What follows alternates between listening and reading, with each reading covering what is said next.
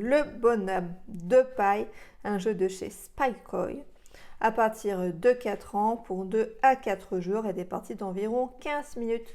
Je pense peut-être un petit peu plus, je dirais, en termes de temps.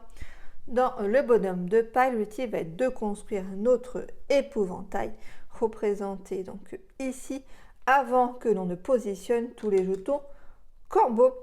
Donc au début de la partie, on va dévoiler un par un les différents éléments pour faire le bonhomme de paille, ou pour les plus petits, on peut également tous les retourner pour voir du coup ce qui nous attend. Chaque joueur va avoir un petit sac avec les jetons à l'intérieur qui correspondent aux différentes zones donc, du plateau. Donc ici nous avons les carottes, le blé, là-bas ce sont le poulailler, et puis là vous ne voyez pas mais ça correspond à la forêt. Et nous avons donc le corbeau qui va venir nous enquiquiner. Donc tout ça c'est dans le sac. Et à chaque tour, un joueur va piocher un jeton et puis donc prendre l'élément qui correspond. Donc je vais en prendre un que vous puissiez voir, ça sera plus simple. Par exemple, si j'ai pioché le blé, et ben je choisis une des formes ici qui correspond. Donc dans l'idéal par rapport à mon bonhomme de paille, je le prends et je le mets dans mon sac. Si j'avais pioché le corbeau, j'aurais dû positionner le corbeau au bord du plateau.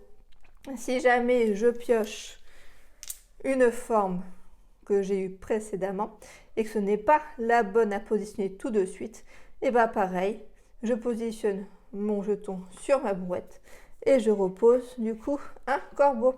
Dès que j'ai fait mes 4 premiers tours, je remets tout donc dans mon sac. Et puis là, on continue ainsi à enchaîner les parties. Donc, ce que j'aime bien dans ce jeu, déjà, c'est le principe du jeu, le fait de devoir assembler progressivement notre petit bonhomme. C'est quand même plutôt sympathique. Le fait qu'il y ait donc du matériel de qualité avec chacun sa petite brouette, chacun son petit sac. En plus, dans du coup, le sac, on va toucher, on va essayer de sentir, d'essayer de retrouver les formes qui peuvent correspondre à la pièce que l'on cherche. Donc ça, c'est quand même pas mal en termes de stratégie, ça demande de la réflexion, tout en étant quand même assez ludique. Je trouve que c'est un jeu qui est quand même assez difficile parce que finalement, on arrive quand même assez vite aux 6 corbeaux. Le fait qu'on propose donc un niveau un peu plus simple, de voir les différents éléments au début, je trouve ça aussi intéressant.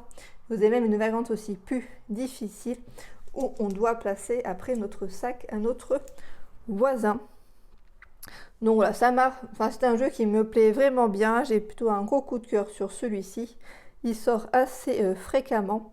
En point négatif, je mettrai le côté où c'est pas forcément toujours bien évident d'associer le symbole sur le jeton avec donc la couleur des éléments, des cubes là, c'est quand même assez abstrait pour les enfants. Mais sinon voilà, le bonhomme de paille, je vous le recommande chaudement pour des enfants autour de 3 à 6 ans.